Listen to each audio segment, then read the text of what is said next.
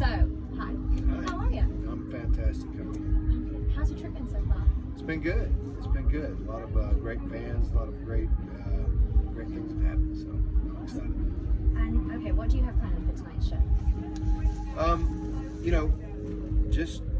We've been playing a lot. We've been playing a lot of shows. So we've got a really kind of energetic soul Appalachian folk country show that's just we get after it, and it's high energy. It's kind of a roller coaster ride that carries you through this past record and what the last 2 years have been very challenging for us, going through a stroke and an injury, and then through the pandemic has been tumultuous to say the least. So the show is just that, but it hits hard and it's fun. Who's been your rowdiest crowd so far? The rowdiest crowd was Monday night in London. Yeah. They were lit, to say the least. They usually are. Yeah. Okay, so you obviously have an incredible relationship with the UK fans, and they're pretty loyal and dedicated. Do you have plans to come back over anytime soon after this? Oh yeah.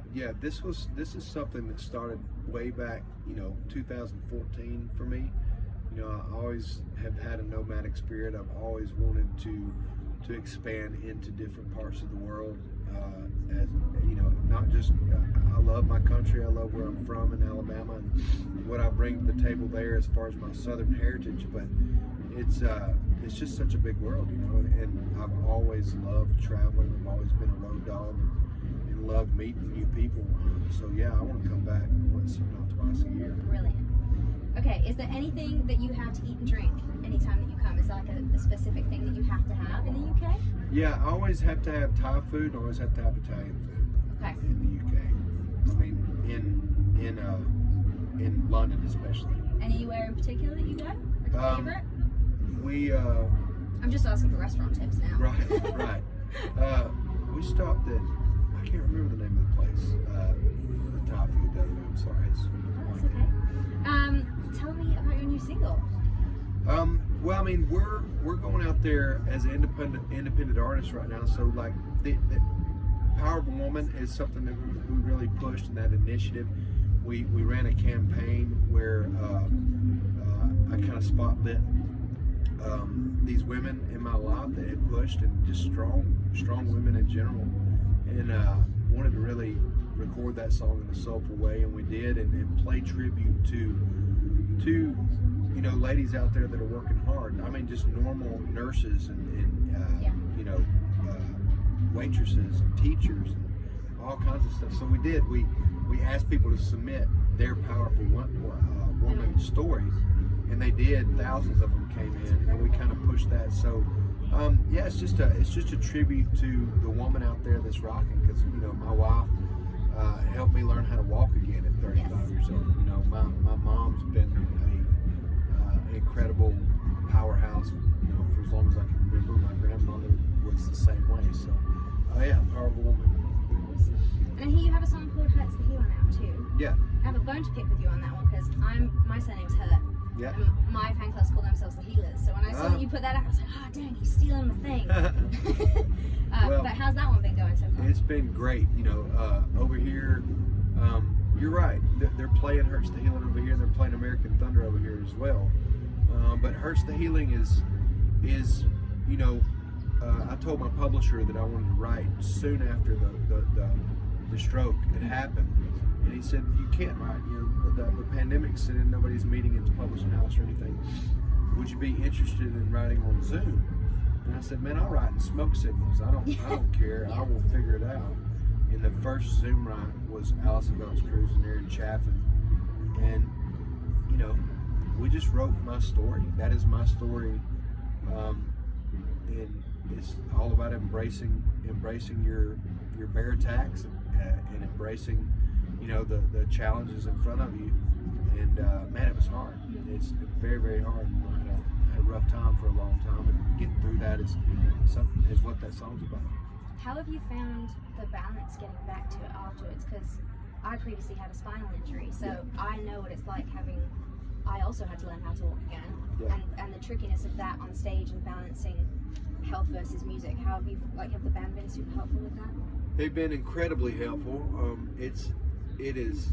Thank you for asking that question. It's incredibly challenging. Like that there's times where I have to stop and breathe. There's times where I have to stop and go, okay, what am I doing? You know, we've been really busy, so it's getting better.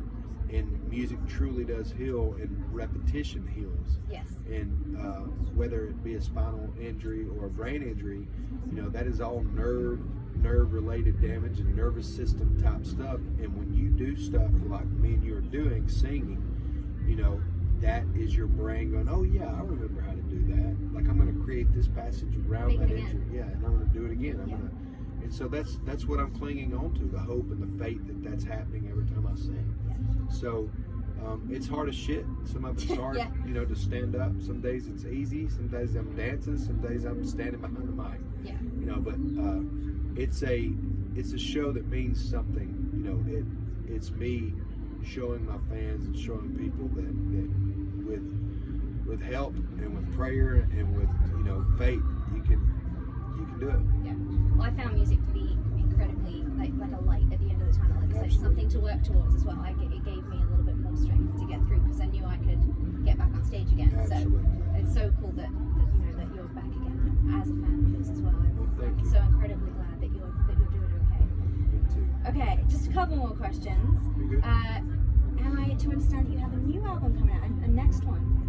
So Busy working on. yeah, you know, when my career, for one reason or another, has been the path has been the scenic route to stardom, to say the least.